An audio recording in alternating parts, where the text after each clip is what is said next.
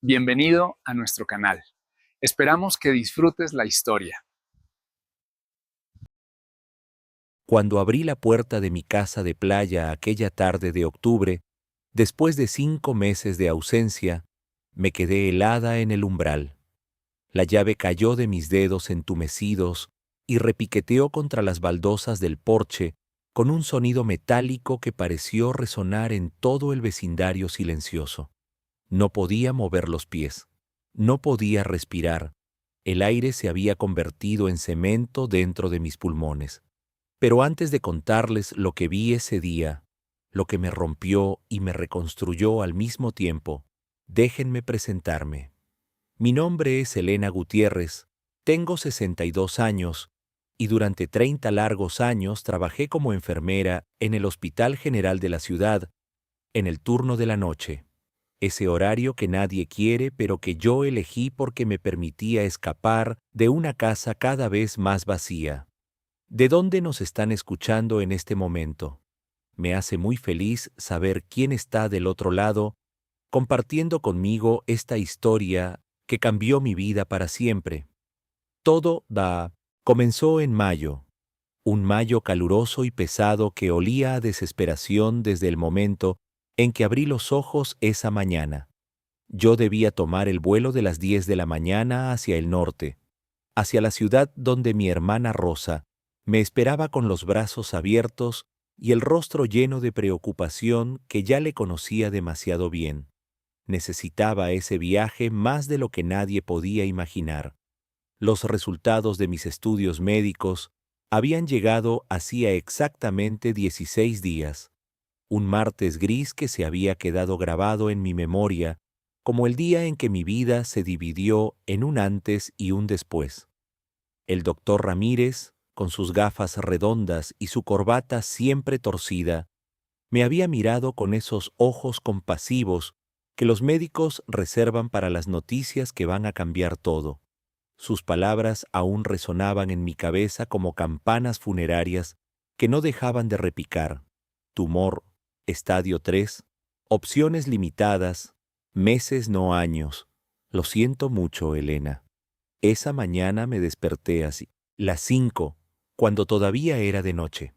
Preparé café en la cocina de mi departamento pequeño, el que había comprado después del divorcio, cuando mis 2 hijos ya se habían ido a construir sus propias vidas lejos de mí. Mis manos temblaban mientras sostenía la taza. No por miedo, ya no. El miedo se había agotado después de 2 semanas de llorar en silencio cada noche. Ahora solo quedaba una determinación fría de hacer algo, lo que fuera, que le diera sentido a los meses que me quedaban. Llegué al aeropuerto internacional con 3 horas de anticipación, como siempre hago.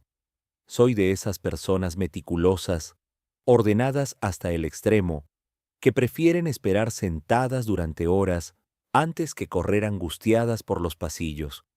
Toda mi vida había sido así, planificada, segura, predecible. Y miren dónde me había llevado eso.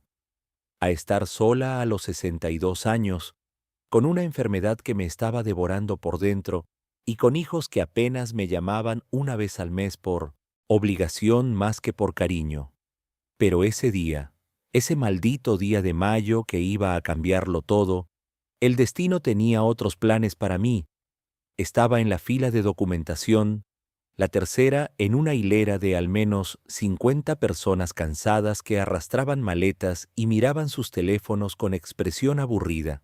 Delante de mí había un hombre mayor, debía tener 70 y tantos años, con un traje café arrugado y un maletín de cuero desgastado. Lo recuerdo perfectamente porque pensé que se parecía a mi padre, que había muerto hacía ya 10 años. De repente, el hombre se llevó la mano al pecho. Vi cómo su rostro se contraía en una mueca de dolor. Sus rodillas se doblaron y se desplomó. El sonido de su cuerpo golpeando el piso de mármol pulido del aeropuerto aún lo escucho en mis pesadillas. Un golpe sordo, terrible, seguido de un silencio espantoso. Todas las conversaciones se detuvieron. La gente formó un círculo alrededor de él, mirando, solo mirando con esa mezcla de horror y fascinación morbosa que aparece en los rostros cuando alguien cae. Nadie se movió, nadie hizo nada. Yo tampoco debía hacerlo. Iba tarde. Tenía mi propio infierno esperándome en el norte, mis propios problemas que resolver. Pero 30 años de enfermería no se borran porque ya estés jubilada, porque tu cuerpo esté fallando, porque tu alma esté cansada. Es un instinto grabado en los huesos. Me arrodillé junto a él sin pensarlo. Mis rodillas crujieron al tocar el suelo frío. Busqué su pulso en el cuello con dedos temblorosos. Nada. Le abrí la boca, incliné su cabeza hacia atrás para despejar las vías respiratorias. Sus labios ya estaban adquiriendo ese tono azulado que conocía demasiado bien. Infarto masivo. Grité pidiendo ayuda, pidiendo que alguien llamara a emergencias, pidiendo un desfibrilador. Mi voz sonó desesperada, rota. Coloqué mis manos entrelazadas sobre su pecho y comencé las compresiones. 1, 2, 3, 4, 5. Contar me ayudaba a mantener el ritmo. Contar me impedía pensar en que este hombre se estaba muriendo bajo mis manos. 15, 16, 17. Respiraciones de rescate. 30 compresiones más. Mis brazos ardían. El sudor me corría por la frente, me picaban los ojos. Sentía mi propia respiración irregular, mi propio corazón latiéndome en los oídos como un tambor de guerra. Pero no podía parar.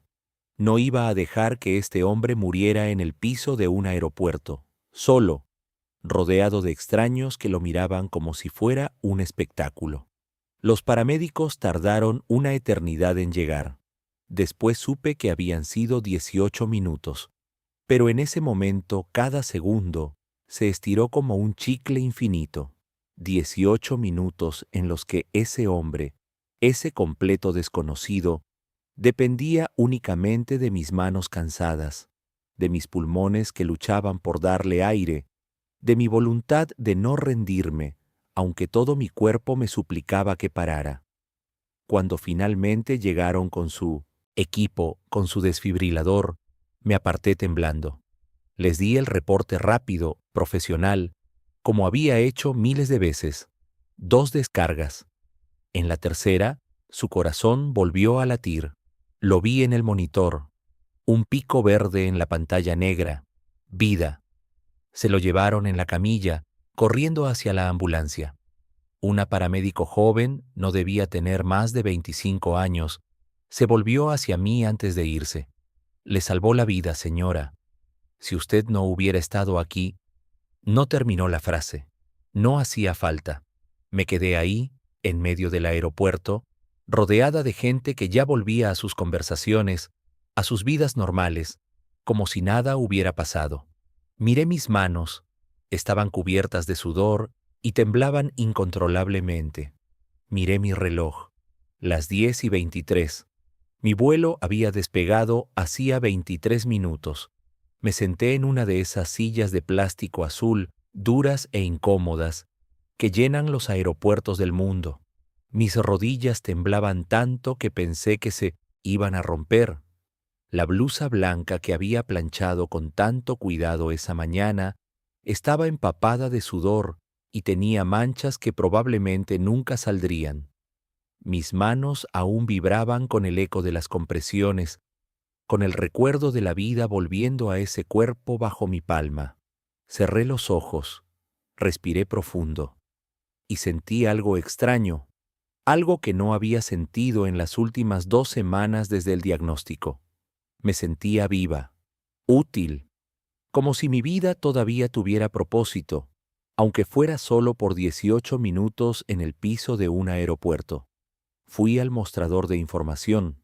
La siguiente disponibilidad era al día siguiente, mismo horario.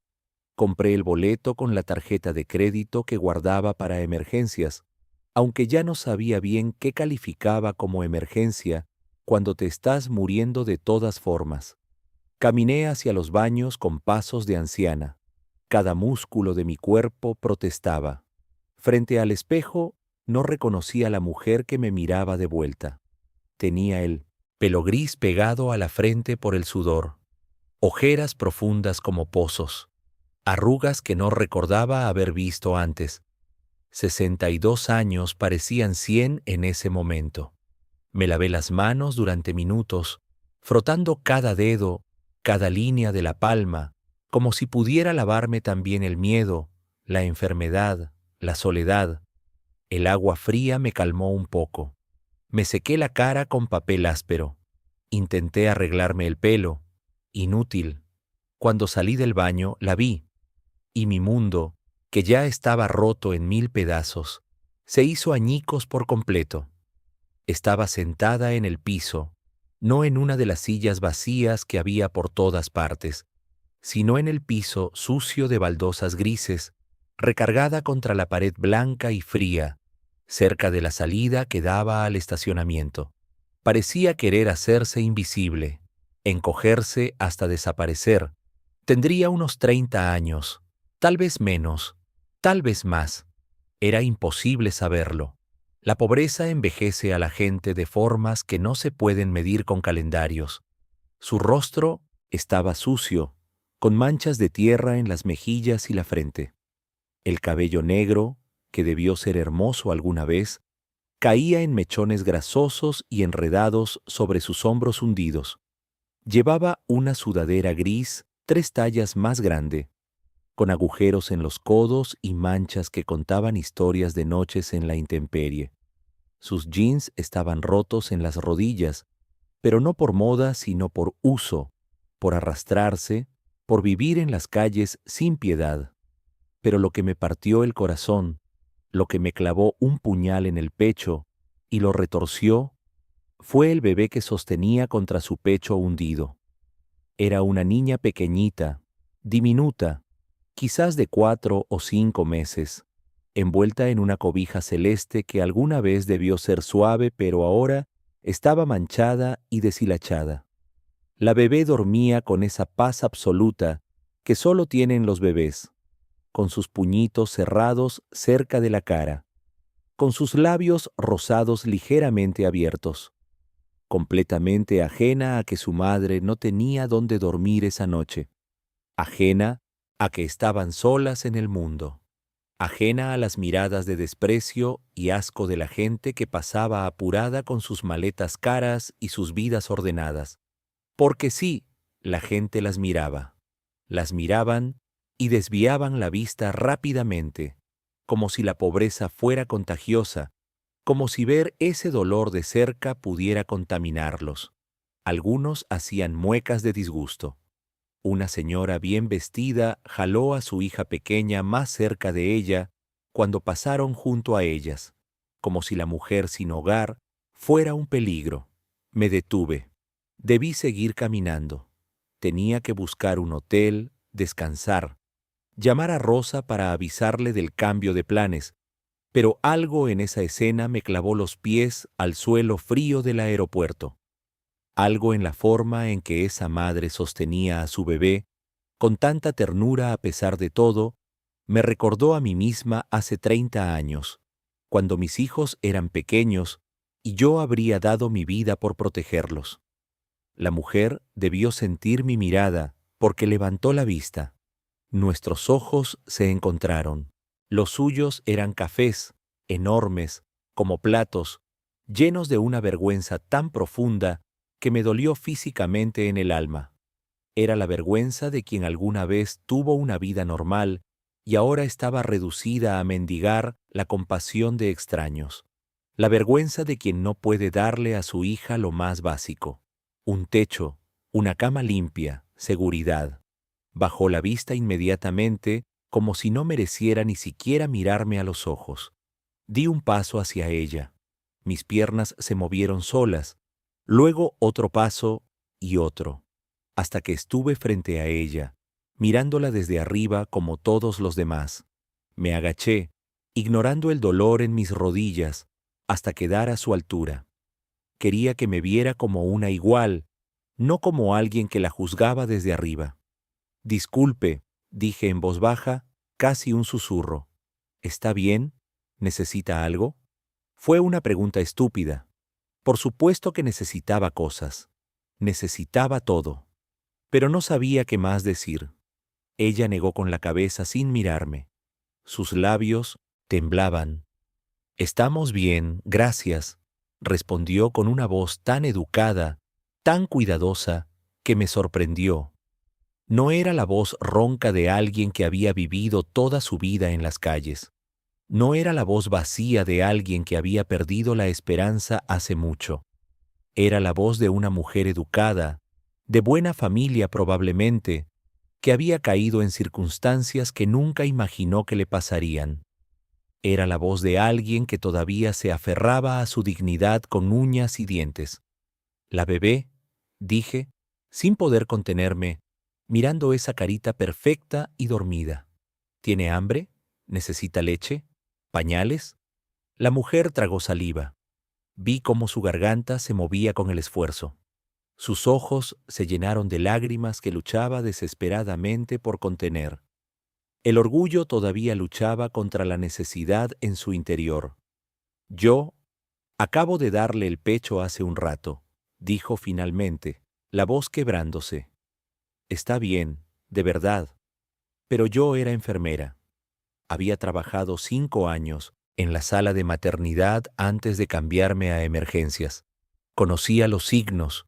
Vi su clavícula sobresaliendo de forma alarmante bajo la sudadera enorme. Vi sus mejillas hundidas. Vi sus manos temblorosas de desnutrición. Una madre que no come no produce suficiente leche.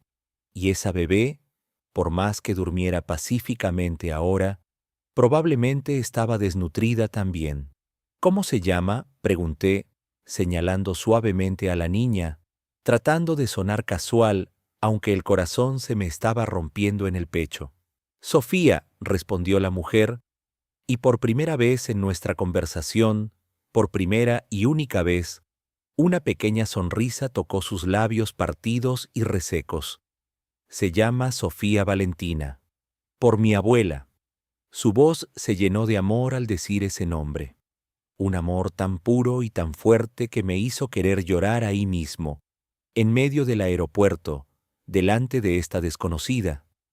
«Es un nombre precioso», dije, y lo decía de verdad. «Yo soy Elena, Elena Gutiérrez».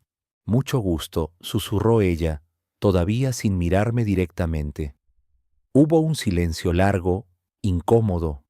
La gente seguía pasando a nuestro alrededor en oleadas constantes, arrastrando maletas con rueditas ruidosas, hablando por teléfono en voces altas y molestas, tomándose selfies, quejándose de demoras, comprando café carísimo en Starbucks, viviendo sus vidas normales, mientras nosotras dos permanecíamos en esa burbuja extraña de dolor compartido. «¿Dónde duermen?», la pregunta salió de mi boca antes de que pudiera pensarla, antes de que pudiera detenerla. La mujer miró hacia la puerta de salida, hacia la calle donde ya estaba oscureciendo. «Hay un refugio a unas 6 cuadras hacia el este», dijo en voz apenas audible. «A veces, cuando hay espacio, nos dejan entrar, pero casi siempre está lleno. Entonces dormimos en el parque que está detrás de la terminal de autobuses. Hay un árbol grande. Nos ponemos debajo si no llueve». Se le quebró la voz en la última palabra. Vi una lágrima rodar por su mejilla sucia. Sentí una punzada en el pecho tan fuerte que pensé que yo también estaba teniendo un infarto. No era nueva esta historia. La había visto 1000 veces en el hospital. Mujeres jóvenes, solas, abandonadas, sin red de apoyo, sin familia que las respaldara, cayendo por las grietas enormes de un sistema que las abandonaba. Pero verla así, en persona, con una bebé tan pequeña e indefensa en sus brazos, pensé en mi casa de playa. La había comprado hacía 15 años, justo después del divorcio, con mis ahorros de toda una vida de trabajo de turnos nocturnos y guardias extra. Cada peso invertido en ese lugar pequeño pero mío, solo mío, era mi refugio, mi santuario, mi lugar seguro cuando el mundo se volvía demasiado pesado. Una casita de 2 recámaras pintada de amarillo alegre, con un portón azul que mi hermana había dicho que era horroroso pero que a mí me encantaba. Una cocina pequeña pero funcional. Un baño con una tina donde me había sumergido a llorar más veces de las que podía contar. Y una vista al mar que me había curado más tristezas y desilusiones de las que una persona debería acumular en una vida. Llevaba 6 meses sin ir, desde que empezaron los síntomas, los dolores, las visitas al doctor, los estudios interminables. No había tenido ánimo para nada. La casa estaba cerrada, esperándome, acumulando polvo y soledad como yo. Tengo una casa. Las palabras salieron de mi boca de repente, sorprendiéndome a mí misma. Una casa pequeña, en la playa. La mujer levantó la mirada lentamente, confundida, como si no entendiera el español de repente. Yo no entiendo, señora. Elena. Llámame Elena, dije, sintiendo que algo dentro de mí se rompía y se reconstruía al mismo tiempo. Voy a viajar al norte. Por 3 meses, tal vez más. Mi hermana está enferma. La mentira salió fácilmente. No podía decirle a esta desconocida que yo era la que estaba enferma, que me estaba muriendo. Eso habría hecho todo esto sobre mí, y no se trataba de mí. Se trataba de esta bebé inocente que merecía algo mejor que dormir bajo un árbol. La casa va a estar vacía, continué. Las palabras saliendo atropelladamente ahora, como si alguien más las estuviera diciendo. Completamente vacía. Y yo, no me gusta que esté sola tanto tiempo. Las casas necesitan que alguien las habite, que las cuide. Patricia me miraba con los ojos muy abiertos, todavía sin comprender. ¿Me está ofreciendo dinero? Porque yo no puedo. No, la interrumpí. No te estoy ofreciendo dinero. Te estoy ofreciendo la casa, para que te quedes ahí, tú y Sofía, mientras yo esté fuera. Silencio. Un silencio tan profundo que podía escuchar los latidos de mi propio corazón. Podía escuchar la respiración suave de la bebé dormida. Podía escuchar el mundo girando en su eje, cambiando, transformándose. Señora, Elena, dijo Patricia finalmente, y su voz estaba llena de algo que no podía identificar. ¿Esperanza? ¿Miedo? ¿Las dos cosas? Usted no me conoce. ¿Por qué haría algo así? Era una buena pregunta. Una pregunta que no tenía una respuesta racional. Busqué en mi bolsa, en ese bolso negro gastado que llevaba desde hacía 10 años, y saqué mi llavero. Mis dedos temblaban mientras separaba las 2 llaves de la casa de playa del resto. La llave grande de bronce, pesada en mi palma, la llave pequeña plateada. Las había usado tantas veces que mis dedos conocían cada ranura, cada imperfección. Porque, dije lentamente, mirándola a los ojos, cuando yo tenía tu edad, más o menos, estaba sola con 2 niños pequeños. Mi esposo me había dejado por una mujer más joven. Yo trabajaba doble turno en el hospital y apenas me alcanzaba para la renta. Una noche, en el supermercado, me di cuenta de que no tenía suficiente dinero para pagar todo. Tuve que dejar cosas en la caja. Leche, pañales, cosas que necesitaba. La señora detrás de mí en la fila, una completa desconocida, pagó lo que me faltaba. Nunca supe su nombre. Patricia tenía lágrimas rodando por sus mejillas ahora, cayendo sobre la cabecita de Sofía. No es lo mismo, susurró. Esto es demasiado. Una casa entera. Escúchame, dije, y mi voz sonó más dura de lo que pretendía. Soy una vieja de 62 años. No tengo nada que perder.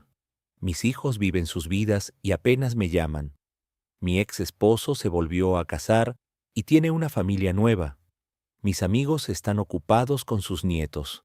Esta casa, esta pequeña casa de playa, es lo único que verdaderamente me pertenece. Y si puede servir para mantener a una bebé segura y caliente durante unos meses, Entonces quiero que sirva para eso. Tomé una servilleta de papel de mi bolsa, una de esas servilletas baratas de cafetería que siempre llevaba conmigo por si acaso, y un bolígrafo azul. Escribí la dirección con letra clara, grande, para que no hubiera errores. Calle Gardenia número 23, casa amarilla con portón azul. Debajo escribí mi número de teléfono. Toma un autobús hacia la costa, expliqué. Cualquiera que vaya a Playa del Sol. Le dices al conductor que te baje en la calle Gardenia. Caminas 3 cuadras hacia el mar. La casa es la tercera de la izquierda. No tiene pérdida, es la única amarilla con portón azul. Todos los vecinos me dicen que ese color es horrible, pero a mí me gusta. Una risa pequeña escapó de mis labios, aunque no había nada gracioso en esta situación. Esta llave grande, continué señalando, es del portón. La chica es de la puerta principal. Hay comida enlatada en la despensa del lado derecho de la cocina, frijoles, arroz, atún, algunos vegetales enlatados, sopa, nada elegante, pero es comida. El agua y la luz están pagadas por adelantado por los próximos 3 meses. No te preocupes por eso. El tanque de gas propano está lleno, lo revisé antes de irme la última vez. Hay ropa de cama en el armario del pasillo, toallas en el baño. Usa lo que necesites. Patricia tomó la servilleta con manos que temblaban tanto que el papel crujía. Las lágrimas corrían libremente ahora por su rostro, cayendo en gotas grandes que dejaban rastros limpios en sus mejillas sucias. No sé qué decir, sollozó. Esto no me pasa. Cosas buenas no me pasan. El dolor en su voz era tan palpable que tuve que apartar la mirada.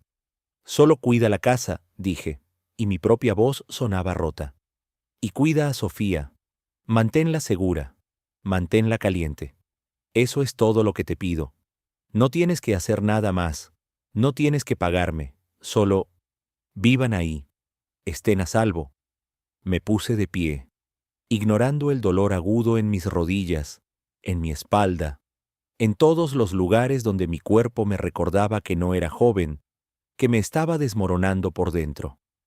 Patricia también intentó levantarse, torpemente, con la bebé contra su pecho, con las llaves y la servilleta apretadas en su puño cerrado como si fueran diamantes.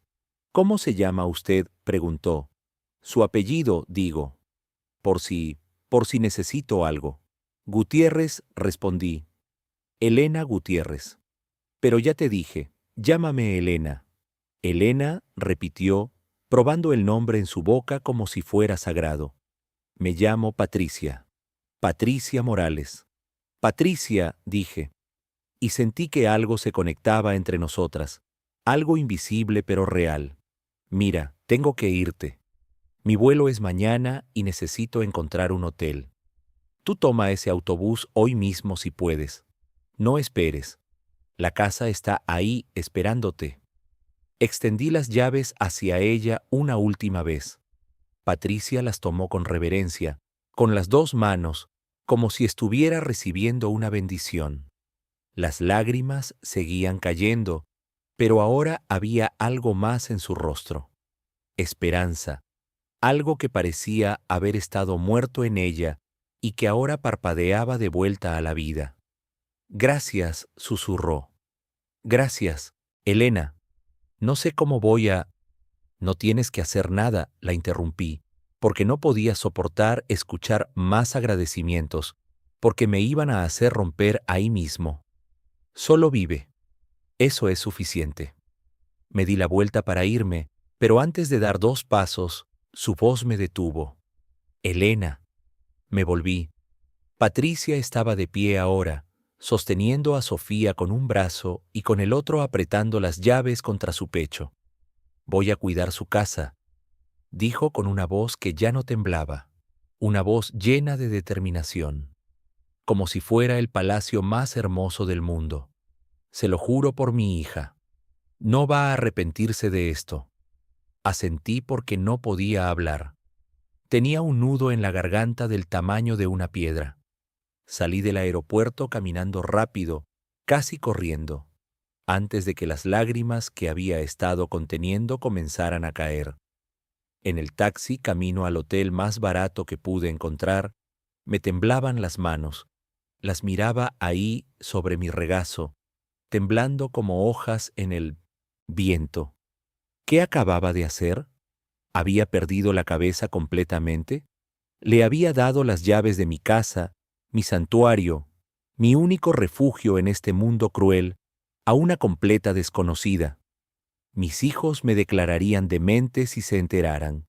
Mi hermana Rosa me daría sermones interminables sobre responsabilidad y sentido común. Pero cuando cerré los ojos, lo único que veía era esa bebé, esa carita perfecta y dormida, esa inocencia absoluta. Y supe, con una certeza, que me calentó por dentro a pesar del aire acondicionado helado del taxi, que había hecho lo correcto. Al día siguiente tomé mi vuelo hacia el norte. Rosa me recibió en el aeropuerto con un abrazo tan apretado que casi no me dejó respirar, y con ojos rojos de tanto llorar. Sabía por qué venía. Sabía del diagnóstico.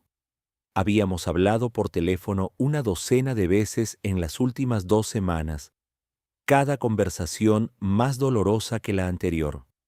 Las primeras semanas en su casa fueron una nebulosa de visitas al oncólogo, tratamientos experimentales, efectos secundarios que me dejaban vomitando durante horas, noches sin dormir donde el dolor era tan intenso que solo podía morderme los labios para no gritar y asustar a Rosa. Intenté no pensar demasiado en mi decisión impulsiva del aeropuerto. Intenté concentrarme en sobrevivir cada día, cada hora a veces, pero por las noches, cuando el dolor se calmaba lo suficiente como para poder pensar, mi mente vagaba hacia Patricia y Sofía. Me preguntaba si habrían encontrado la casa, si habrían confiado lo suficiente como para ir. Me preguntaba si Sofía estaría creciendo, si estaría ganando peso, si estaría a salvo del frío y la lluvia. Llamé una vez, la primera semana. El teléfono de mi casa sonó 5, 10, 15 veces sin respuesta. Lo intenté de nuevo al día siguiente. Nada. Y después otra vez, otra vez. Siempre el mismo resultado. El timbre eterno sin que nadie levantara. Pensé que tal vez Patricia no había ido, que había desconfiado de la oferta, había pensado que era algún tipo de trampa, o peor, pensé que algo malo había pasado, que alguien les había hecho daño camino a la casa, que la policía las había detenido, que servicios sociales había tomado a la bebé. Esa incertidumbre me carcomía por dentro, pero el tratamiento me absorbía cada vez más. Los efectos secundarios se volvieron peores.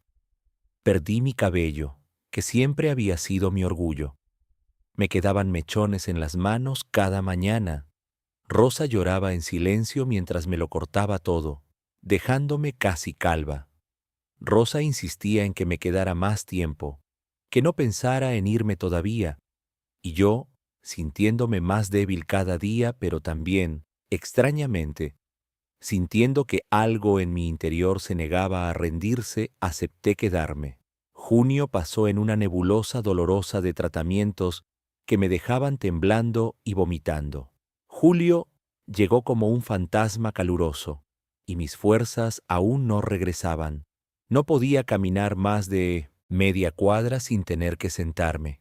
No podía comer sin que el estómago se rebelara. Rosa tuvo que ayudarme a bañarme más de una vez. 62 años y reducida a esto. A mediados de agosto, cuando finalmente, milagrosamente, comencé a sentirme un poco mejor, cuando pude sostener la comida, cuando pude caminar alrededor de la manzana sin colapsar, las noticias del clima comenzaron a dominar cada conversación.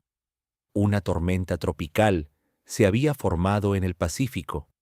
Al principio nadie le dio importancia.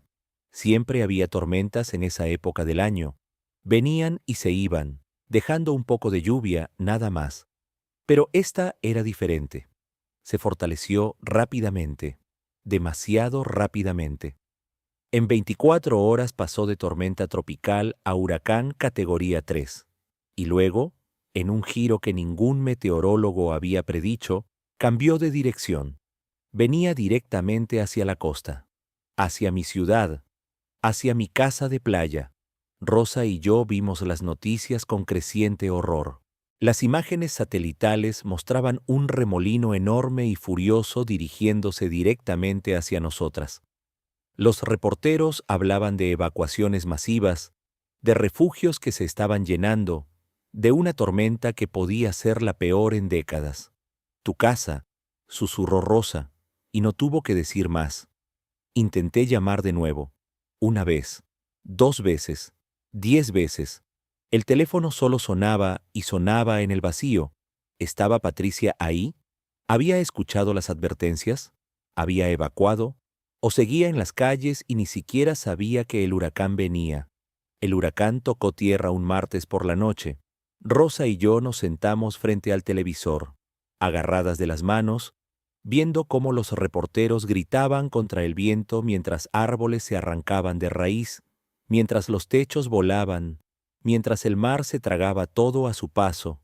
La destrucción fue total. Cientos de casas arrasadas, miles de personas sin hogar. El caos duró días, semanas. Las líneas telefónicas se cayeron. La electricidad desapareció. Las carreteras quedaron bloqueadas por escombros. Era imposible regresar. Era imposible saber qué había quedado de mi casa, de Patricia, de Sofía.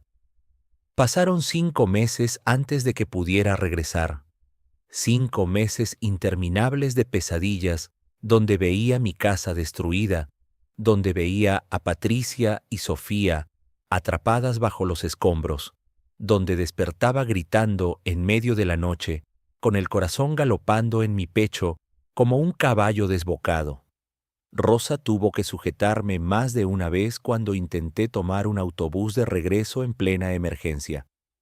Me recordaba que las carreteras estaban bloqueadas, que no había electricidad, que sería una locura ir. Pero cada día que pasaba sin saber era un día más de agonía. Un día más preguntándome si mi impulsividad había costado 2 vidas inocentes. Los esfuerzos de recuperación fueron lentos, dolorosamente lentos. Veía las noticias obsesivamente, buscando cualquier imagen de la calle Gardenia, cualquier mención de casas amarillas con portones azules, pero solo había caos. Entrevistas con sobrevivientes que lo habían perdido todo. Números de muertos que seguían subiendo. Familias buscando a sus seres queridos en listas interminables pegadas en los refugios. Intenté comunicarme con vecinos, con la policía local, con los centros de evacuación. Nadie sabía nada de una mujer joven con una bebé. Nadie había visto mi casa. Los registros estaban destrozados, mezclados, perdidos en el caos del desastre. Septiembre se convirtió en octubre, mientras mi cuerpo luchaba por sanar del tratamiento y mi mente luchaba por no volverse loca de la culpa y la preocupación. Los doctores decían que el tumor se había reducido significativamente, que había respondido mejor de lo esperado a los tratamientos experimentales, que tenía suerte, que era un milagro. Pero yo no me sentía afortunada, no me sentía milagrosa. Me sentía como una asesina. Finalmente, a principios de octubre, anunciaron que las carreteras principales estaban despejadas, que era seguro regresar, que los servicios básicos estaban siendo restaurados poco a poco. Rosa intentó convencerme de esperar más tiempo, de recuperar más fuerzas, pero no pude. No podía esperar ni un día más. Tomé un autobús que tardó 8 horas en hacer un viaje que normalmente tomaba 4. Las carreteras estaban llenas de baches gigantes, de árboles caídos apilados a los lados, de casas que ahora eran solo montones de madera y concreto. La destrucción era apocalíptica, como si Dios mismo hubiera decidido borrar todo del mapa. Cada kilómetro que avanzábamos hacia la costa, mi corazón latía más rápido. Mis manos sudaban a pesar del aire frío que entraba por las ventanas rotas del autobús. A mi lado, una mujer mayor lloraba en silencio, sosteniendo una fotografía de su casa que ya no existía. Enfrente, un hombre hablaba por teléfono intentando encontrar a su hermano. Todos íbamos de regreso a enterrar algo. Esperanzas, recuerdos, vidas. Me bajé en lo que quedaba de la terminal de autobuses. La mitad del techo había volado. Las paredes estaban agrietadas como telarañas gigantes. Había escombros por todas partes. El olor a humedad, a podredumbre, a devastación, era abrumador. Caminé hacia mi barrio porque no había taxis, porque los pocos que funcionaban ya estaban ocupados, llevando a gente desesperada de un lado a otro. Cada paso era un esfuerzo. Mi cuerpo todavía estaba débil del tratamiento. Mis piernas temblaban, pero seguí caminando. La calle Magnolia ya no existía. Donde antes había casas bonitas con jardines cuidados, ahora solo quedaban cimientos vacíos y escombros esparcidos como basura. Reconocí un columpio oxidado que solía pertenecer a la familia González. Ahora colgaba de un árbol partido a la mitad. La calle Tulipán estaba mejor, algunas casas aún en pie, pero con los techos arrancados, las ventanas voladas, las paredes marcadas con grafiti de los equipos de rescate indicando si habían encontrado cuerpos dentro. Vi cruces pintadas, números, fechas. Cada marca un pequeño monumento al horror. Doblé en la calle Gardenia y mi corazón se detuvo. Mi casa seguía ahí. Dañada, sí. El portón azul estaba torcido, colgando de una bisagra. Varias tejas habían volado del techo. Una ventana estaba rota, pero seguía en pie. Amarilla, pequeña, maltratada pero de pie. Casi corrí los últimos metros. Mis pulmones ardían. Mi visión se nublaba por las lágrimas que no sabía que estaban cayendo. El portón chirrió cuando lo empujé, el sonido familiar pero distorsionado. El jardín que solía mantener cuidado era ahora un desastre de ramas y basura arrastrada por el viento. Y entonces la vi, en el porche, sentada en la mecedora vieja que había comprado en un mercado de pulgas hacía años, estaba Patricia. No la misma Patricia del aeropuerto. Esta Patricia tenía el cabello limpio, recogido en una cola de caballo. Usaba ropa que parecía lavada, una blusa floreada y jeans sin agujeros. Su cara estaba limpia, sus mejillas llenas, sus ojos me vieron y se abrieron como platos. Se puso de pie tan rápido que la mecedora se volcó detrás de ella con un golpe. Su boca se abrió pero no salió ningún sonido. Se quedó ahí, congelada, mirándome como si yo fuera un fantasma. «Patricia», logré decir, mi voz sonando extraña incluso para mí. «Elena», susurró ella, y entonces, sin previo aviso, corrió hacia mí. Me abrazó tan fuerte que casi me tumba. Sollozaba contra mi hombro, su cuerpo entero temblando. Yo también la abracé, incapaz de hablar, incapaz de hacer otra cosa que sostenerla, mientras ambas llorábamos en medio del jardín destruido. «Pensé que estabas muerta», sollozó Patricia. «Pensé que te había pasado algo. Llamé y llamé al número que me diste, pero nunca contestaste. Y cuando vino el huracán, pensé que nunca regresarías, que me ibas a odiar por haber estado aquí». «¿Odiar?», logré decir, apartándola para poder verla a la cara. «¿Por qué te odiaría? Porque tu casa está dañada. El huracán. Traté de protegerla, Elena, lo juro. Puse tablas en las ventanas. Moví todo lo que pude adentro. Pero el viento era tan fuerte y... «Patricia, respira», dije, sosteniendo sus hombros. «La casa está de pie. Eso es lo único que importa. ¿Estás bien? ¿Dónde está Sofía?». Como invocada por su nombre, Escuché un llanto desde dentro de la casa. Un llanto fuerte, saludable. El llanto de una bebé que tenía pulmones fuertes y estaba bien alimentada. Está adentro, dijo Patricia, limpiándose las lágrimas con el dorso de la mano. Acabo de alimentarla. Se va a quedar dormida en cualquier momento. Elena, hay tanto que contarte, tanto que pasó. Yo no sabía si debía quedarme o irme. No sabía nada de ti. El teléfono no funcionaba desde la tormenta y... Entra, dije, suavemente. Cuéntame todo, pero primero quiero ver a Sofía. Entramos a la casa y mi corazón dio un vuelco. No era mi casa, o más bien, era mi casa, pero transformada completamente. Las paredes que había dejado vacías y blancas ahora tenían dibujos. Dibujos infantiles hechos con crayones. Soles amarillos, flores rojas. Figuras de palitos que supuse eran personas.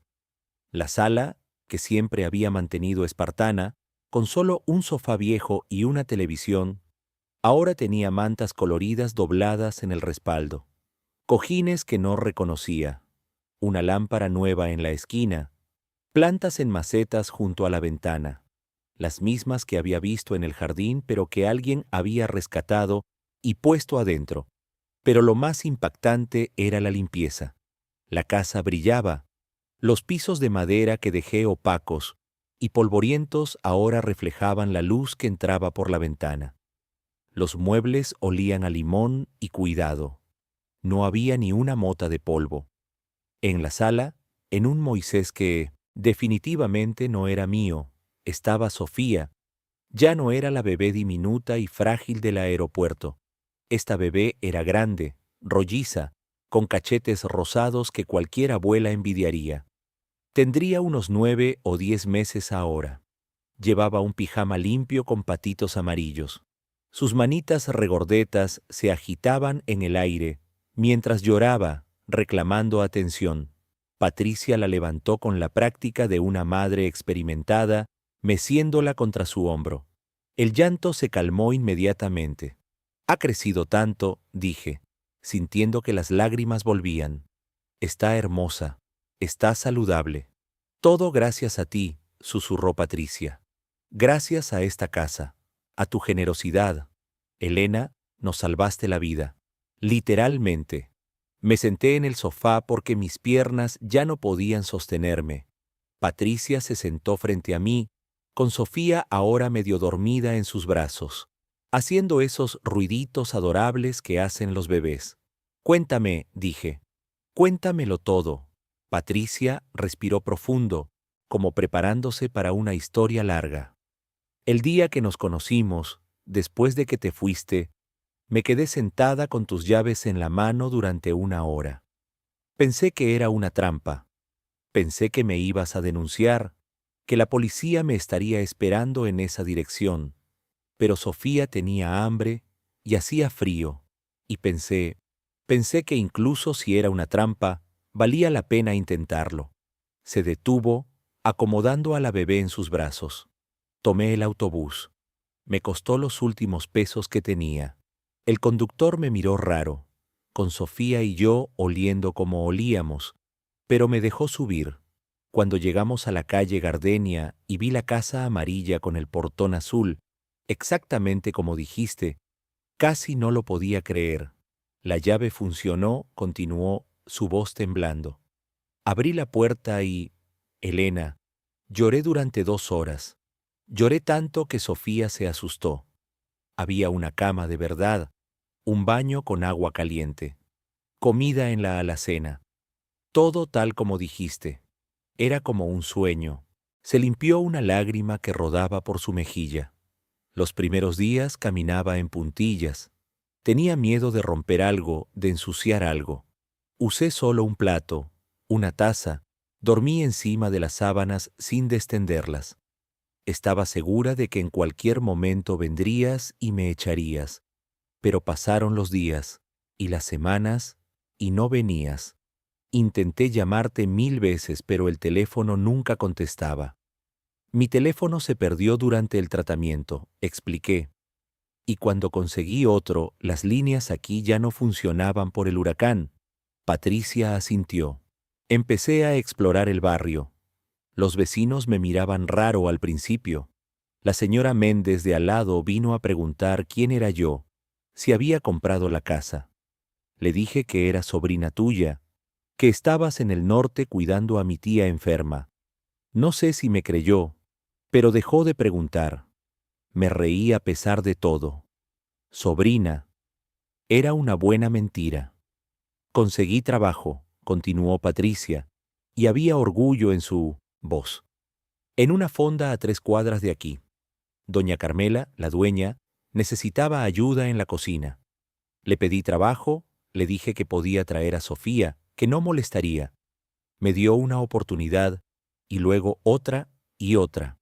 Patricia sonrió, una sonrisa verdadera que iluminaba todo su rostro. Gano poco, pero gano. Por primera vez en años, tengo dinero que es mío, que gané honestamente. Compré ropa en el mercado de segunda mano, pañales para Sofía, comida fresca para complementar lo que tenías en la alacena. Esos dibujos en las paredes, señaló, los hice yo. Quería que la casa se sintiera menos vacía, menos triste. Espero que no te moleste. No me molesta, dije. Mi voz apenas un susurro. Me encanta. Y entonces vino el huracán. Su voz cambió, volviéndose oscura. Las advertencias comenzaron una semana antes. Todos decían que iba a ser malo, que teníamos que evacuar. Pero yo no podía irme, Elena. Esta era tu casa. No podía dejarla sola. Así que me quedé. Me llevé la mano a la boca, imaginando el terror. Preparé todo lo que pude. Con mi primer sueldo había comprado madera y clavos, pensando en arreglar algunas cosas de la casa, en pagar tu generosidad de alguna forma. Usé toda esa madera para cubrir las ventanas. Moví los muebles lejos de las paredes exteriores. Llené todas las tinas y ollas con agua. Metí las plantas del jardín. Patricia miraba al vacío, reviviendo el horror. La tormenta llegó como un monstruo. El viento aullaba como 1000 lobos. La casa temblaba tanto que pensé que se iba a desmoronar. Sofía lloraba sin parar. Yo la abrazaba en la tina del baño, las dos cubiertas con colchones que arrastré desde las recámaras, rezando cada oración que recordaba de mi infancia. Duró horas, horas eternas donde cada segundo pensaba que iba a morir. Escuchaba cosas estrellarse contra la casa. Escuchaba vidrios rompiéndose, metal retorciéndose. Y el agua. Elena, el agua entraba por todas partes, por debajo de las puertas, por las ventanas rotas, subiendo y subiendo. Se detuvo, temblando con el recuerdo. Cuando finalmente paró, cuando salí del baño, la casa estaba destruida. O eso pensé. Había agua hasta los tobillos, una ventana rota, tejas del techo voladas, el portón arrancado. Pero la estructura aguantó. Los cimientos aguantaron. Esta casa pequeña que tú construiste, Elena, nos mantuvo con vida. Las lágrimas corrían libremente por mi rostro ahora. No intenté detenerlas. Después del huracán fue peor en algunos aspectos, continuó Patricia. No había agua potable, no había electricidad, no había comida en ningún lado. Los saqueos empezaron, la violencia. Pero los vecinos de esta calle se unieron, compartieron lo poco que tenían. Don Ramón del final de la cuadra tenía un generador. Lo compartió con todos nosotros para cargar teléfonos, para tener luz por las noches. Doña Carmela abrió su fonda como refugio, cocinando lo que podía para cualquiera que tuviera hambre. Y yo ayudé, dijo Patricia con orgullo. Limpié escombros, cociné en la fonda, cuidé niños de otras familias, mientras sus padres iban a buscar agua o provisiones. Me quedé aquí en tu casa, protegiéndola de saqueadores, diciendo que era mi casa, que estaba habitada. Varios intentaron entrar, pero siempre había alguien vigilando. La señora Méndez, don Ramón, otros vecinos. Todos nos cuidábamos mutuamente. Me cubrí la cara con las manos, abrumada por la emoción. Esta mujer, esta completa desconocida a quien le había dado mis llaves en un impulso loco, no solo había sobrevivido, había prosperado, había protegido mi casa, había encontrado comunidad, había encontrado propósito. Elena, dijo Patricia suavemente, hay algo más que tengo que decirte. Levanté la vista. Había nerviosismo en su rostro ahora. El dinero que gané en la fonda, no gasté todo. Ahorré cada peso que pude, porque sabía que esto no podía durar para siempre, que tú regresarías y que cuando regresaras yo tendría que irme. Así que ahorré para poder rentar un cuarto, para tener algo con que empezar de nuevo. Se levantó con Sofía ahora profundamente dormida en sus brazos y caminó hacia la cocina. Regresó con una lata vieja de galletas. La abrió. Adentro había billetes doblados, cuidadosamente organizados, monedas contadas. Son 1,200 pesos, dijo. Es para ti, para la reparación del techo, para la ventana, para compensar aunque sea un poco todo lo que hiciste por nosotras. Miré el dinero, probablemente cada peso que esta mujer había ganado en 5 meses de trabajo duro, y algo dentro de mí se rompió completamente.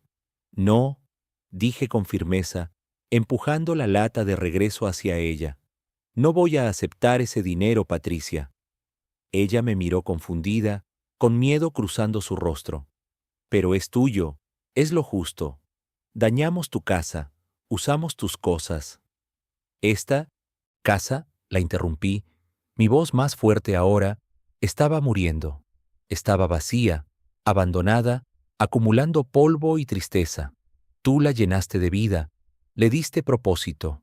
Los dibujos en las paredes, las plantas, la limpieza, el amor que se siente en cada rincón. No me debes nada, Patricia. Soy yo quien está en deuda contigo. No entiendo, susurró ella, las lágrimas volviendo a sus ojos. Me puse de pie, ignorando el dolor en mis articulaciones, la fatiga que amenazaba con tumbarme. Caminé hasta donde ella estaba, todavía sosteniendo a Sofía dormida, todavía ofreciéndome esos ahorros que representaban su dignidad, su esfuerzo, su esperanza. Cuando te conocí en el aeropuerto, comencé, eligiendo mis palabras cuidadosamente. Yo estaba muriendo. No te lo dije porque no quería tu lástima, no quería que tu agradecimiento viniera de un lugar de pena, pero la verdad es que había recibido un diagnóstico terrible. Cáncer avanzado. Los doctores me daban meses, tal vez un año si tenía suerte. Patricia jadeó, su mano libre volando a su boca. Estaba vacía por dentro, continué. Mis hijos viven sus vidas en otras ciudades, apenas me llaman. Mi ex esposo tiene una familia nueva. Mis amigos gradualmente se fueron alejando. Trabajé 30 años en el hospital salvando vidas, y cuando me retiré, me di cuenta de que no tenía vida propia. Solo esta casa vacía esperándome. Y entonces ese diagnóstico. Y pensé, ¿para qué? ¿Para qué luchar? ¿Para qué seguir? Las lágrimas rodaban por mis mejillas ahora, liberando meses de dolor contenido. Pero entonces te vi. Vi a Sofía, y algo en mi interior despertó. Pensé que si mi vida había servido para algo, si estos últimos meses podían tener algún significado, sería mantener a una bebé inocente fuera de las calles. Ese pensamiento me dio fuerza para soportar los tratamientos, para no rendirme cuando el dolor era insoportable, para seguir luchando. Me limpié la cara con manos temblorosas. Así que no, Patricia, no me debes dinero. Me diste una razón para vivir cuando yo ya no tenía ninguna. Patricia sollozaba ahora, abrazando a Sofía con tanta fuerza que la bebé se removió en sus brazos, quejándose en sueños. ¿Y ahora? Preguntó con voz quebrada. Estás... Los tratamientos funcionaron, dije, y una pequeña sonrisa tocó mis labios. Milagrosamente, el tumor se redujo. Todavía tengo que hacerme revisiones constantes, tomar medicamentos, vivir con la incertidumbre. Pero estoy viva. Contra todo pronóstico, estoy viva. Gracias a Dios, susurró Patricia, y la emoción en su voz era tan pura que me hizo llorar de nuevo. Nos quedamos ahí, en medio de la sala de mi casa transformada, llorando juntas. Dos mujeres que habían sido completas desconocidas 5 meses atrás, ahora conectadas por algo más profundo que la sangre. Por supervivencia, por gratitud, por amor. Sofía despertó con nuestros sollozos y comenzó a llorar también. Patricia la meció instintivamente, haciendo esos sonidos suaves que hacen las madres. Caminó hacia la cocina y sacó una mamadera del refrigerador que definitivamente no era mío. Un refrigerador que funcionaba, me di cuenta. La electricidad había regresado. Conseguí ese refrigerador en un mercado de segunda mano, explicó Patricia, viendo mi mirada. El tuyo había dejado de funcionar antes del huracán. Esperaba que no te molestara. También compré algunos platos y ollas. Los tuyos eran pocos para cuando cocinaba para los vecinos después de la tormenta. No me molesta, dije, sintiéndome abrumada. Nada de esto me molesta. Patricia calentó la mamadera bajo el agua caliente del grifo. Probó la temperatura en su muñeca como le había enseñado alguna enfermera o doctora en algún momento. Sofía agarró la mamadera con sus manitas regordetas y comenzó a tomar con la desesperación de alguien que nunca más pasaría hambre. Tengo que decirte algo, dijo Patricia, sin mirarme, concentrada en Sofía. Sobre por qué estaba en las calles, sobre cómo llegué ahí. No tienes que... Empecé, pero ella me interrumpió. Quiero hacerlo, necesito hacerlo. Mereces saber la verdad sobre la persona a quien le confiaste tu casa. Se sentó en el sofá, acomodando a Sofía en sus brazos. Yo me senté a su lado esperando. Tenía una buena vida, comenzó Patricia, su voz distante. Estaba casada con Roberto. Vivíamos en un departamento pequeño pero bonito. Él trabajaba en construcción. Yo era secretaria en una oficina de contadores. No éramos ricos, pero nos alcanzaba. Éramos felices. Se detuvo, respirando profundo. Cuando quedé embarazada, fue la noticia más feliz de nuestras vidas. Planeamos todo. Pintamos el cuarto del bebé de amarillo porque queríamos que fuera sorpresa. Compramos ropa, juguetes, una cuna hermosa. Roberto trabajaba horas extra para ahorrar. Decía que quería darle a nuestro hijo todo lo que él nunca tuvo. Las lágrimas comenzaban a formarse en sus ojos de nuevo. Sofía nació un martes de marzo, sana, hermosa, perfecta. Roberto lloró cuando la cargó por primera vez. Dijo que era lo mejor que había hecho en su vida. Durante 2 semanas, fuimos la familia más feliz del mundo. Su voz se quebró, y entonces Roberto fue a trabajar a un edificio en construcción en el centro. 8º piso. Había llovido esa mañana. Los andamios estaban resbalosos. Él se cayó. Murió instantáneamente. Mi corazón se detuvo. Puse mi mano sobre la suya. Patricia, lo siento tanto. Yo tenía 2 semanas de haber dado a luz, continuó, las lágrimas corriendo libremente ahora. Todavía sangraba. Todavía me dolía todo el cuerpo. Y de repente estaba organizando un funeral. De repente era viuda con una bebé recién nacida. La constructora no quiso pagar nada. Dijeron que Roberto no había seguido los protocolos de seguridad, que era su culpa. Contraté un abogado con los ahorros que teníamos, pero el caso se alargaba y alargaba. El dinero se acabó. Las cuentas se acumularon. Perdí mi trabajo porque no podía dejar a Sofía y no tenía quien me la cuidara. Mi familia, Mi familia me culpó por haber dejado que Roberto trabajara tanto. Dijeron que yo lo había empujado a su muerte por querer cosas materiales. Cerró los ojos, el dolor tan fresco como si hubiera pasado ayer. Dejé de pagar la renta. Nos desalojaron. Intenté quedarme con una prima, pero su esposo dijo que no quería problemas. Intenté con una amiga, pero su departamento era demasiado pequeño. Cada puerta se cerró, una por una, hasta que ya no quedaban puertas. Así que terminamos en las calles, yo con mi bebé de 4 meses, durmiendo en parques, mendigando comida, tratando de mantenerla limpia en baños públicos. Cada día era una batalla por sobrevivir.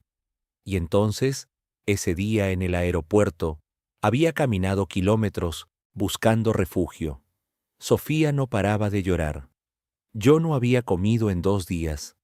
Estaba a punto de rendirme, Elena, a punto de llamar a servicios sociales y entregarla, porque pensé que cualquier vida sería mejor para ella que la que yo podía darle. Me miró directamente a los ojos, y entonces apareciste tú, como un ángel, como una respuesta a oraciones que ni siquiera sabía que estaba rezando. Me diste más que una casa, Elena. Me diste una oportunidad de ser la madre que Sofía merece. Me diste mi dignidad de vuelta. Me diste una razón para no rendirme. No pude contenerme más. La abracé a ella y a Sofía, las 3 llorando juntas. Podía sentir la mamadera de Sofía presionando contra mi estómago. Podía oler el champú barato pero limpio en el cabello de Patricia. Podía sentir el calor de vida, de esperanza, de amor que emanaba de estas 2 personas que habían sido desconocidas y ahora eran familia. Nos quedamos así durante minutos, tal vez horas. El tiempo perdió significado. Solo existíamos nosotras 3, en esa sala llena de dibujos infantiles y plantas rescatadas, en una casa que había sobrevivido a un huracán, así como nosotras habíamos sobrevivido a nuestras propias tormentas.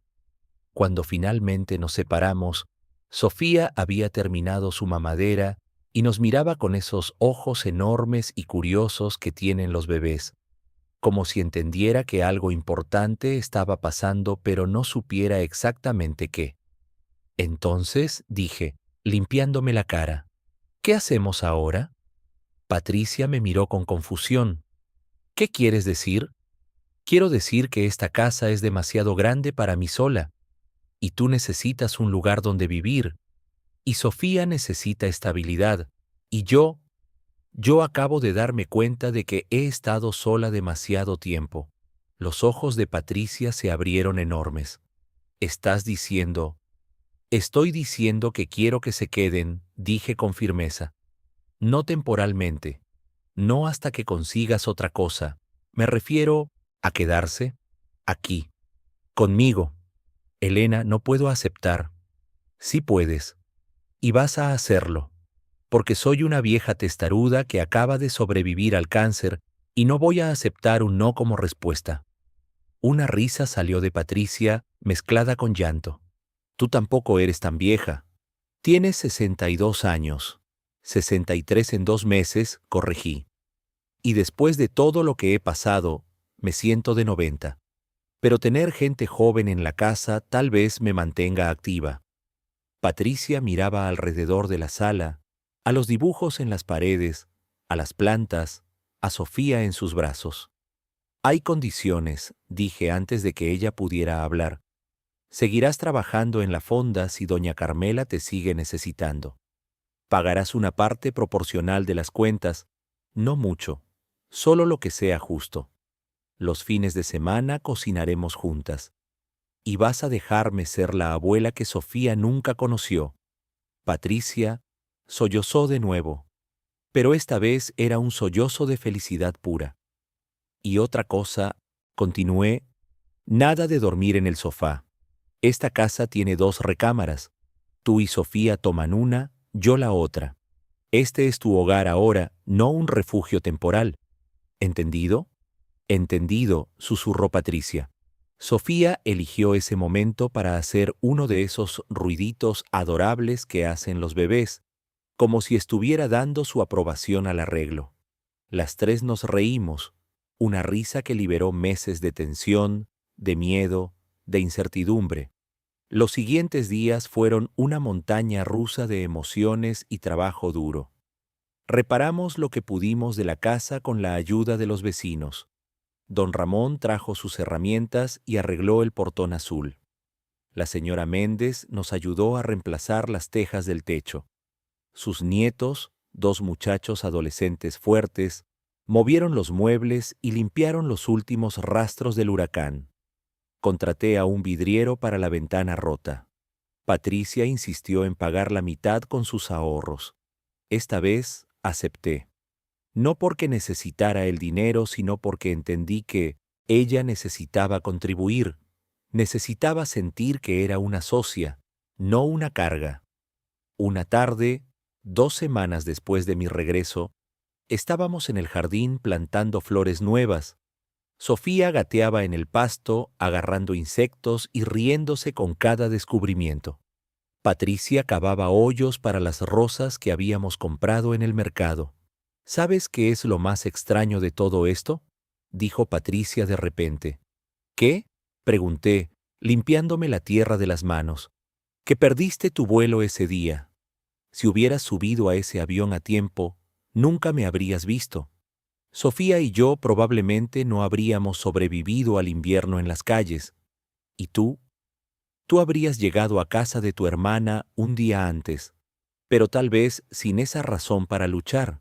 Pensé en eso, en el hombre que se había desplomado frente a mí, en mis 18 minutos tratando de salvar su vida, en cómo ese retraso había cambiado el curso de 3 vidas, tal vez 4 si contaba al hombre que había sobrevivido. No creo en las casualidades, dije finalmente. Creo que todo pasa por una razón. No siempre entendemos cuál es esa razón, pero existe. Patricia asintió, plantando la última rosa con cuidado. Mi abuela solía decir que los ángeles se disfrazan de personas comunes, que nunca sabes cuándo estás ayudando a uno o siendo ayudada por uno. Miré a Patricia, a esta mujer que había transformado mi casa vacía en un hogar lleno de vida. Miré a Sofía, que ahora intentaba meterse una mariquita en la boca antes de que Patricia se la quitara con una risa. Miré el portón azul recién arreglado, las ventanas brillantes, las paredes con dibujos de crayón que nunca iba a borrar. Tal vez tu abuela tenía razón, dije suavemente. Esa noche, después de que Patricia pusiera a Sofía a dormir, nos sentamos en el porche con tazas de té caliente. El mar sonaba a lo lejos, un ritmo constante y reconfortante. Las estrellas brillaban arriba, más brillantes que nunca sin la contaminación lumínica que había desaparecido con los apagones. Llamé a mis hijos hoy, dije de repente. Patricia me miró sorprendida. ¿Sí? ¿Qué dijeron? Les conté sobre ti, sobre Sofía, sobre todo. Al principio pensaron que había perdido la cabeza. Mi hijo mayor, Daniel, gritó que era una locura dejar que desconocidos vivieran en mi casa. Mi hija Carmen lloró diciendo que me estaban aprovechando. Oh no, susurró Patricia. Pero entonces les conté la verdad. Sobre el cáncer, sobre lo cerca que estuve de rendirme, sobre cómo ustedes me dieron una razón para luchar. Y se quedaron callados, muy callados. Tomé un sorbo de té, dejando que el líquido caliente me reconfortara. Daniel dijo que vendría a visitarnos el próximo mes. Carmen dijo que quiere conocer a la mujer que salvó a su madre. Creo que finalmente entendieron que necesito más que llamadas obligatorias una vez al mes. Necesito conexión, necesito familia. Y ustedes me dieron eso. Patricia tomó mi mano, apretándola con fuerza. Tú nos diste mucho más, Elena. Nos diste todo. Nos quedamos sentadas en silencio, escuchando el mar, sintiendo la brisa fresca de la noche. Pensé en todo lo que había pasado en los últimos 5 meses: la enfermedad, el tratamiento, el huracán, la incertidumbre, el miedo, pero también la esperanza, la resiliencia, el amor inesperado. ¿Sabes qué aprendí de todo esto? Dije finalmente. ¿Qué? Que la vida puede cambiar en un segundo, que un vuelo perdido puede ser una bendición disfrazada, que la bondad crea círculos que se expanden más allá de lo que podemos imaginar, y que nunca es demasiado tarde para encontrar familia, incluso si no comparte tu sangre. Patricia apoyó su cabeza en mi hombro, y en ese gesto simple sentí todo el peso del amor filial que había extrañado de mis propios hijos. Gracias, susurró, por ver más allá de la suciedad y la desesperación, por ver a una madre que solo quería proteger a su bebé, por darme una oportunidad cuando nadie más lo hizo. Gracias a ti, respondí, por darme un propósito cuando pensé que ya no tenía ninguno, por llenar mi casa de vida y risa, por recordarme que todavía puedo ser útil, que todavía puedo importar. Nos quedamos así hasta que el frío de la noche nos obligó a entrar. Revisamos a Sofía, que dormía profundamente en su cuna con los puñitos cerrados. Me quedé mirándola durante minutos, maravillada de cómo algo tan pequeño podía tener tanto poder para cambiar vidas. Esa noche, en mi cama, en mi casa que ya no se sentía vacía, pensé en el futuro. Tendría que seguir con mis revisiones médicas. El cáncer podría regresar. Nada estaba garantizado, pero ya no estaba sola. Ya no enfrentaría lo que viniera en soledad. Tenía a Patricia, trabajadora y resiliente, que me haría reír con sus historias de la fonda y sus intentos de aprender nuevas recetas. Tenía a Sofía, que crecería en esta casa, que aprendería a caminar en este jardín, cuyas primeras palabras resonarían en estas paredes. Y tenía a los vecinos, que habían demostrado que la comunidad es más fuerte que cualquier tormenta. Me dormí con una sonrisa en los labios y paz en el corazón. 6 meses después, la casa amarilla con portón azul en la calle Gardenia era irreconocible. El jardín florecía con rosas, girasoles y bugambilias que Patricia cuidaba con devoción. El interior olía a pan recién horneado que Patricia había aprendido a hacer en la fonda. Los dibujos en las paredes se habían multiplicado, ahora incluyendo las primeras líneas temblorosas que Sofía había hecho con un crayón rojo. Sofía había dado sus primeros pasos en la sala, entre gritos de celebración de Patricia y míos.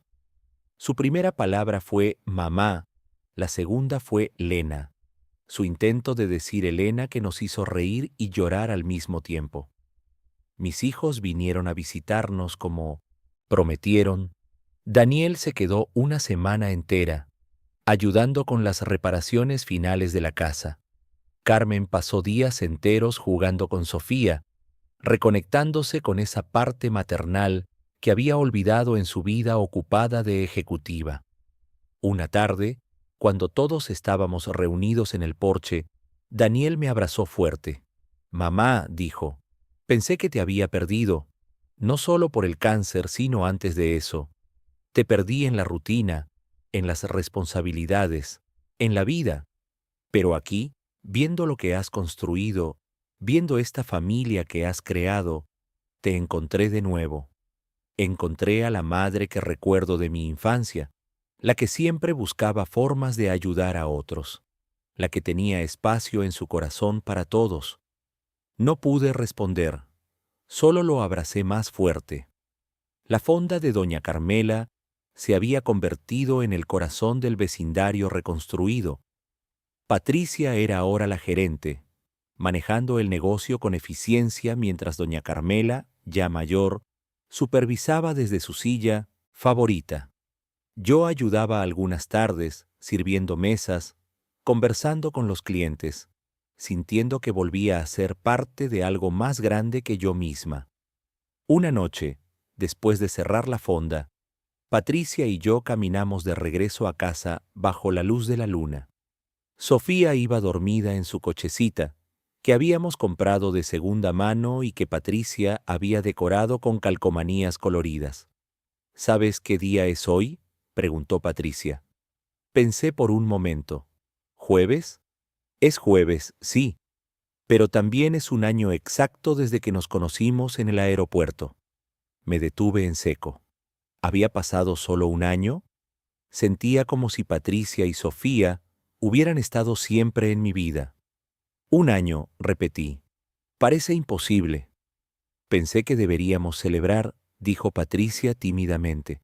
Nada grande, solo nosotras. Y tal vez podríamos hablar sobre el futuro. Llegamos a casa y pusimos a Sofía en su cuna. Patricia había preparado pastel esa mañana en mi inducción secreto, un pastel de chocolate con fresas que era mi favorito. Lo sacó del refrigerador con una sonrisa nerviosa. Cortamos rebanadas generosas y nos sentamos en el sofá, donde todo había comenzado tantos meses atrás. Hay algo que quiero preguntarte, dijo Patricia, jugando con su tenedor. Pregunta lo que sea. He estado ahorrando de nuevo, comenzó, entre el salario de la fonda y algunos trabajos extra que he hecho. Y pensé que tal vez podría comprarte la casa. No toda de una vez, claro, pero hacer pagos mensuales, para que sea oficialmente nuestra, para que Sofía tenga seguridad legal si algo te pasara. Mi corazón se hinchó de orgullo y amor. Patricia, sé que es mucho pedir, continuó rápidamente. Y si prefieres que solo paguemos renta, está bien. Solo quiero que sepas que pienso quedarme. Que esto es permanente para mí. Que ustedes son mi familia ahora. Puse mi plato a un lado y tomé sus manos. No voy a venderte la casa. Vi el dolor cruzar su rostro, la decepción. Pero, continué, voy a agregarte al título de propiedad, como copropietaria, sin pagos, sin rentas. La casa será de las dos, legalmente. Para siempre. Patricia me miró con los ojos muy abiertos. No puedes hacer eso.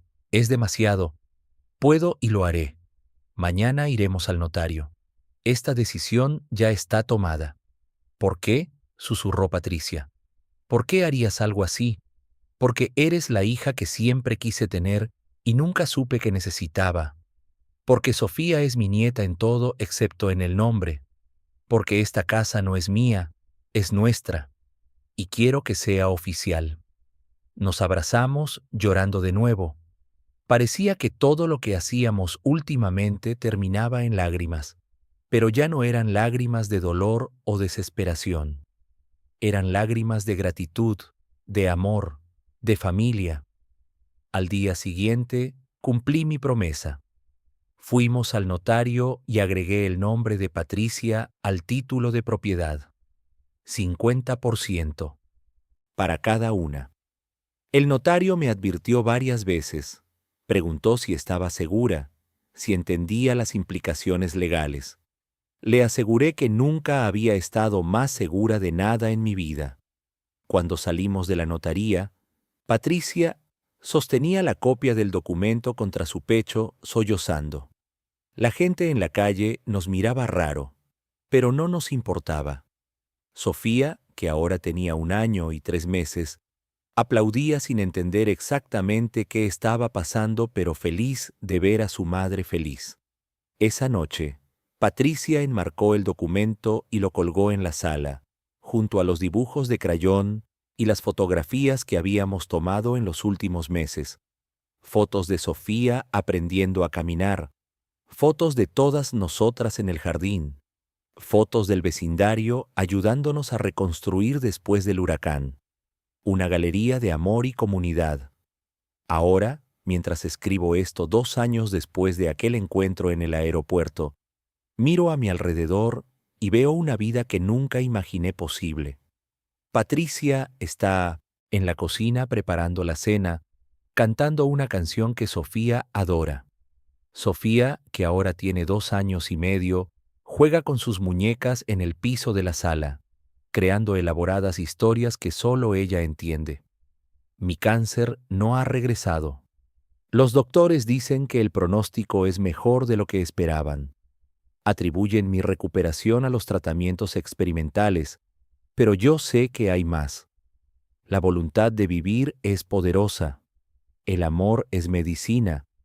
Mis hijos nos visitan regularmente ahora. Daniel incluso está considerando mudarse más cerca. Carmen trae a sus hijos, mis verdaderos nietos, a jugar con Sofía. La casa que una vez estuvo vacía y silenciosa, ahora estalla con risas y vida. Los vecinos se han vuelto familia extendida. Doña Carmela viene a cenar todos los domingos. Don Ramón enseña a Sofía sobre plantas y jardinería. La señora Méndez teje suéteres para la niña. Somos una comunidad, unidos no por sangre, sino por algo más fuerte. Supervivencia compartida y amor incondicional. A veces pienso en ese día en el aeropuerto, en el hombre que se desplomó frente a mí. Supe después que sobrevivió, que se recuperó completamente. Su nombre era Fernando García, y vino a visitarme una vez para agradecerme. Le conté sobre Patricia y Sofía, sobre cómo salvar su vida me había llevado a salvar la mía propia. Lloró, yo lloré. Patricia, que estaba ahí, también lloró. La vida tiene formas extrañas de conectarnos.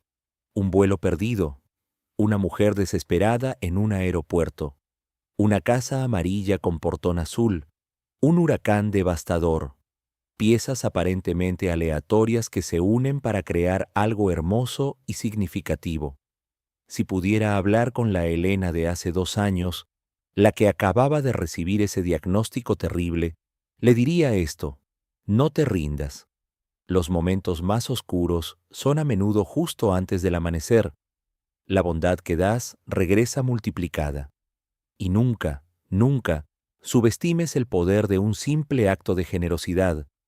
Porque dar mis llaves a una desconocida ese día no solo salvó su vida, salvó la mía también. Entonces, si están escuchando esto y sienten que su vida no tiene propósito, que están solos, que es demasiado tarde para cambiar, no lo es. Nunca es demasiado tarde. Un acto de bondad puede cambiar el mundo. Tal vez no el mundo entero, pero sí el mundo de alguien. Y eso es suficiente. Gracias por acompañarme en este viaje. Nos vemos en el próximo relato.